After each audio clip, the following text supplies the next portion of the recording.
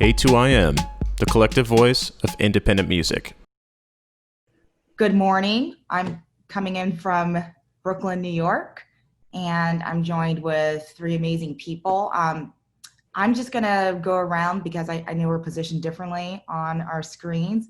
And if you guys could just give us your names and a quick blurb about what you do, and we'll jump right into why blockchain has not taken off. So I'm gonna start with Merida, Sussex. Merida, where are you joining us from? And just a little brief blurb about what you do. Okay, it's Merida. Merida, thank you. I apologize. No, that's all right. I'm a co-founder and runner of Stolen Recordings. We started in London 15 years ago. I'm coming to you from Melbourne, where we also have offices. I'm on the Merlin board, and I'm part of a blockchain pilot for the music industry. Directly below me on my screen is Chris Estes. Hi, Chris. Hey, guys. I'm Chris Estes. I'm calling in from the Mobile Bay area in Lower Alabama. I call it the other LA, and it's the Gulf Coast. I work with a label called Bethel Music, and I've been in the music industry for 20 years. The last 15 years, I've been in the Christian genre of that, and the last 8 years, I've run label operations and publishing for. We have the sixth largest market share in that niche genre. I'm also on the board of a collection agency called CCLI that licenses the church for song usage, and then also on the board of the Gospel Music Association, which has the Dove Awards. That's part of like the Grammys for that genre. And I'm real excited about this topic and this technology because I think it can help all genres. Awesome. And Bruno, help me with your last name, Guez? Guez, yeah. Oh, wonderful. Where are you joining us, and what are you working on? So I'm in Israel, and I'm the CEO and founder of Revelator. We've developed artist distribution platforms and royalties and rights administration solutions for distributors, record labels, publishers. We've done some interesting work with rights organizations and publishers around faster settlement of performance and mechanical royalties. We've developed an artist wallet. The product name is Original Works because we believe that people should be paid for their original work. And my passion is really around accelerating rights and royalty settlement and making sure people get paid in a fair way, but also in a much faster way. Okay, well, let's get into it. You were recently featured in Forbes with your company. Can you give us a little background on that? And we actually had a fun opportunity to dish prior to this recording, so I'd love to kind of jump back into the mix. Sure. So basically, we've been developing the artist wallet for 2 years. We announced it in 2019 and started working with the rights organization in Finland, Tiesto, and also collaborated with BMAT, which is a performance monitoring company in Barcelona. What we ended up doing for that project is encoding 19 songwriters and publishers and 3 different songs we were tracking. So we created smart contracts for those songs and then associated those rights holders each to their smart contracts.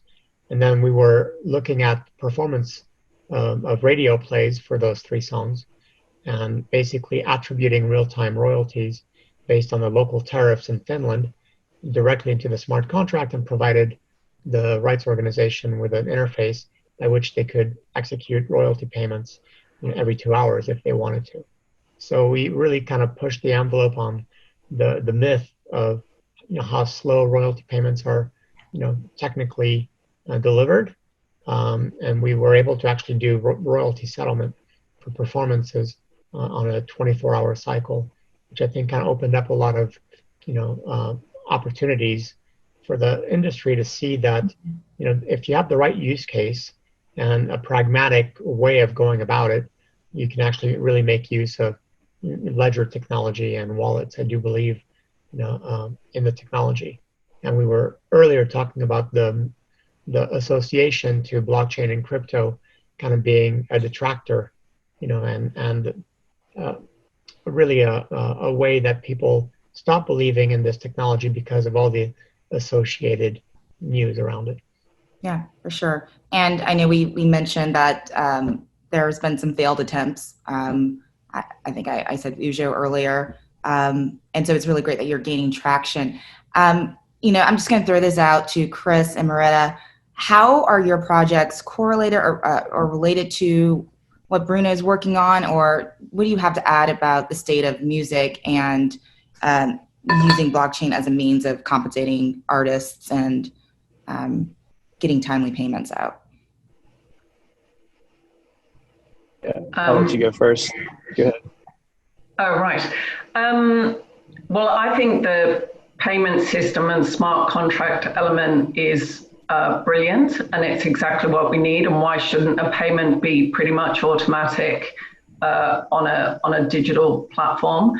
As an artist, originally signed when I was 21, and then as a record label founder, I've experienced really bad metadata and how it's uncollectible. And then as a record label, I've experienced multiple entries of the same data in many forms to many other companies, like experiencing human error and seeing bad data. So I was just so frustrated with like the inadequacies of the ledger, given the speed of the payments of the digital system and the growing revenues from streaming.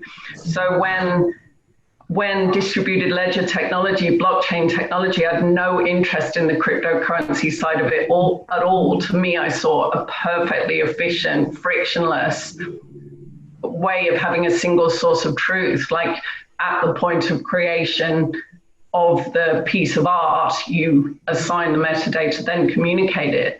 And I've been trying to find like-minded people since, and we've got academic partners at University of the Arts London, and at RMIT here in Australia, and the Japanese Rights Society, and many independent record labels, and they're all part of our pilot. So it's looking to ingest as many different character sets and languages as possible, using machine learning and artificial intelligence to mitigate against entry, and then communicating that data with the music outwards to whoever needs to use it in whatever. It's like a funnel, like bringing a funnel together and communicating outwards, and smart contracts is a continuation of that. But part of the research was those barriers to adoption. Like if you're the beneficiary of the black box income system, it's not going to work.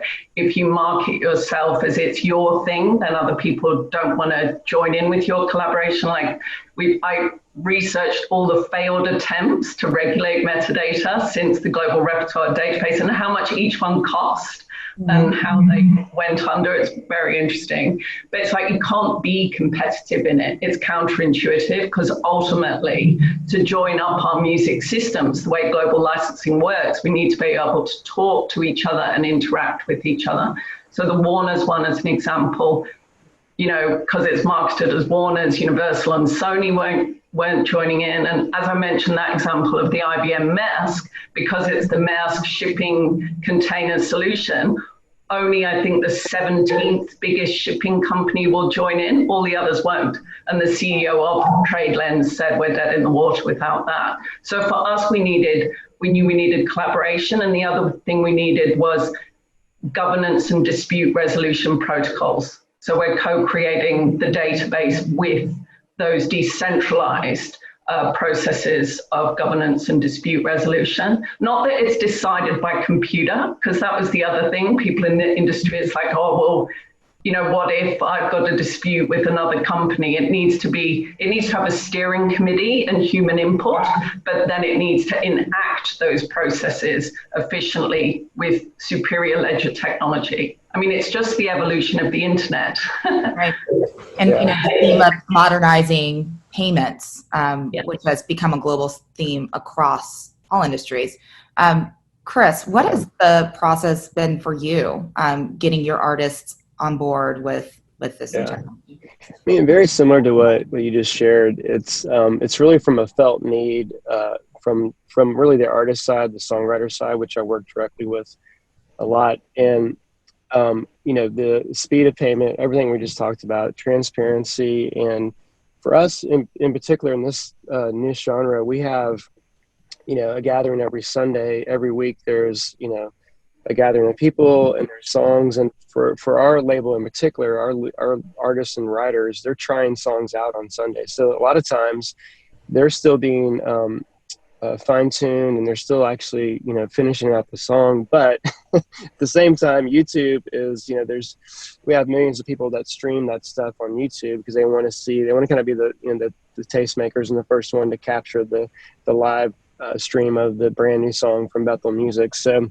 what'll inevitably happen is we'll have multiple versions of that song out, and we try to regulate that a bit. But for us on the blockchain ledger side of things, to be able to update information on splits, like if a writer's added to it, anything that changes on that song data, it's, as you guys know, there's departments and companies built around the administration side of that because it's really it's not a unified format. And I think I feel like this has always been, it's been around for a while. It hasn't gotten off the ground in the publishing world, which is kind of a shame because if it had been, then we could easily correct and add to and finalize a registration on a copyright on a song before it goes out. And what we do now is we have a team that actually has to work on that as things change. And we're like, okay, the song is finished now. Here's the new lyrics. And we have to re-register everything. Because at the same time for us,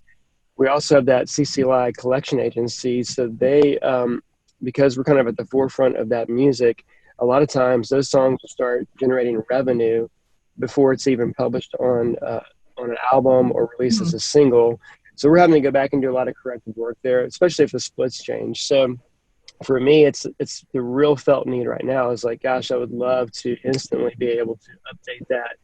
All the registrations, all the collections are immediately, changed, and instead of having a department of people that have to kind of manage that.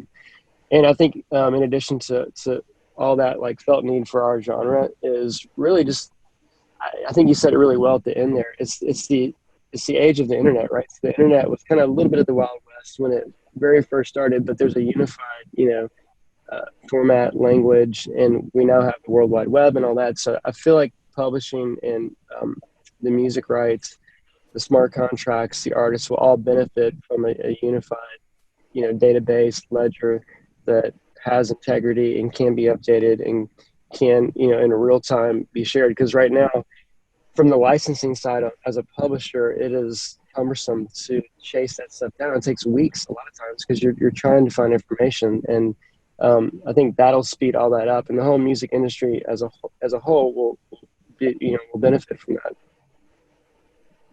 Have you guys, and this is not directed to anyone in particular, but have you found new distribution channels for your artists as a result of digitizing a lot of this process? I'm not so interested in the double-sided marketplace. I'm more interested in using the technology to provide faster payments. But the interesting part that I find is that the moment rights are encoded in a contract, it allows anyone with the wallet that is actually a rights holder that owns a share in a song to be able to actually share it with somebody else or transfer rights to somebody else.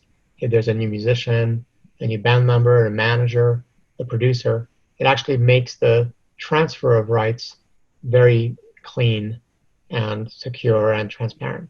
But that could also mean that fans can participate in the funding of music or in the sharing of the royalty stream. So there are new marketplaces, ideas around revenue models that include the fans, or investors can also fund the song basically by putting money in the contract. So I like those ideas. But at the end of the day, for me, it's got to be working towards a goal of faster payments to everyone.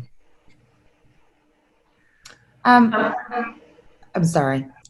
Sorry, I just like when we've got artists signed to the record labels, and then their rights revert to them.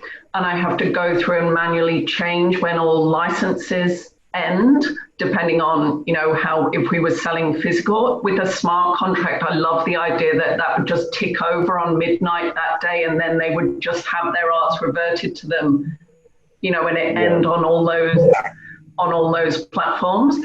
And also the flexibility of rights payments through, like if they're in a writing phase, that they get a greater percentage of the revenue than if we're in a promotion phase or a touring phase, that we always end up doing manually anyway as a record label, doing advances. But the thought of just being able to, well, how about you just have 70% of it while you're in your writing phase for the next album? That sort of, obviously with full approval, but that kind of not bogged down with it, just have that, smart contract of flexible and quick, realistic payments, Let's do a round robin, because I'd like to close this off on, your thoughts on the future, and I really want to understand how you feel about this industry as a whole, as to why this movement hasn't taken off on a broader scale.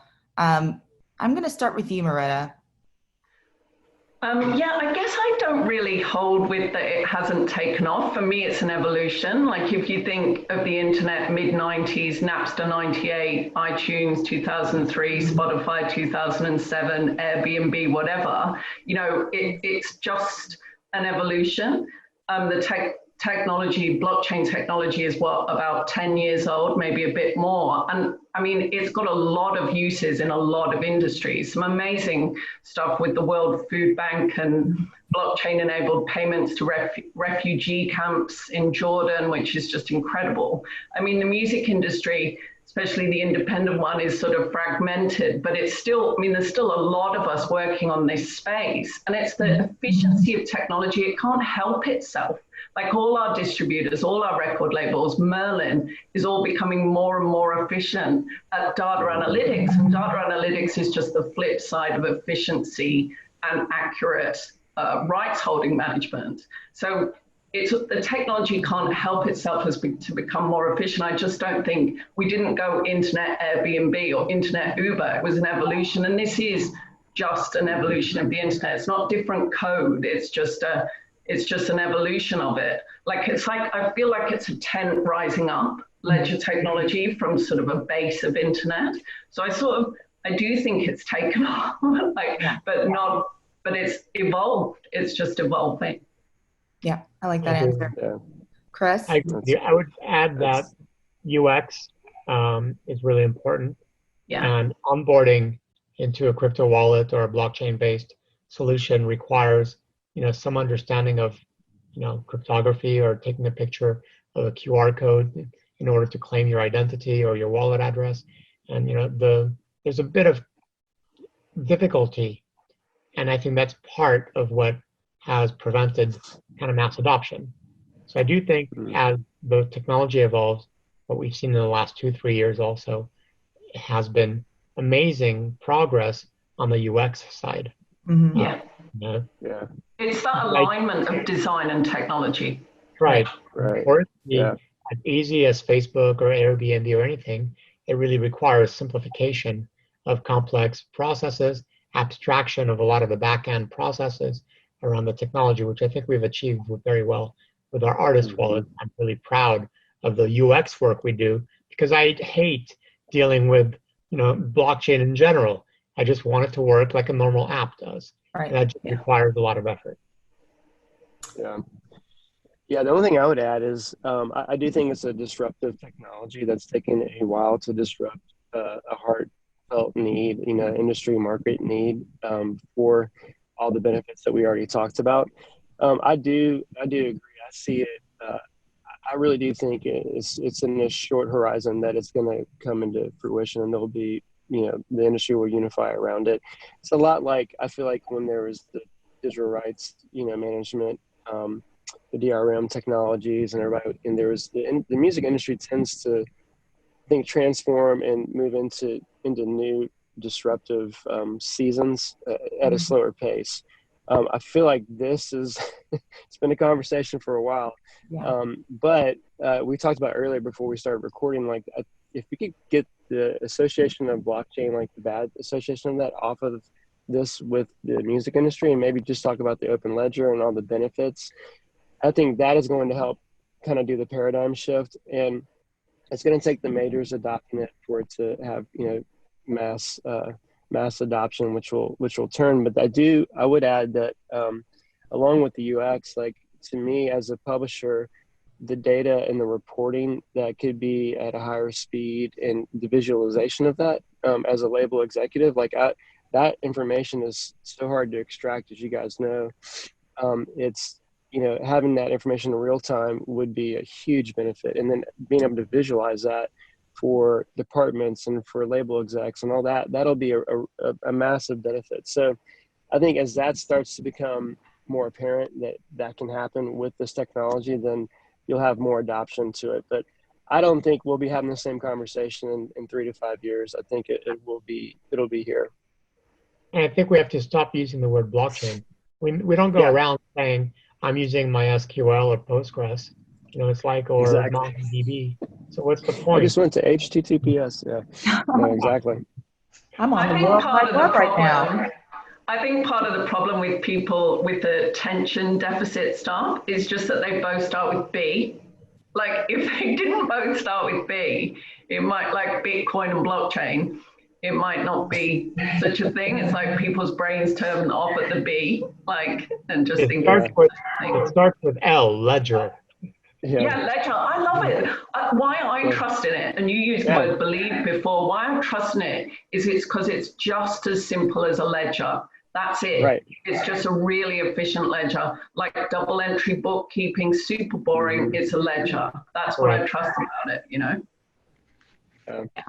Yeah. And I guess I'm sure we're going to have to wrap up soon, but Merida, you said some very interesting things about the correlation with the internet, and I still think we have a while to go.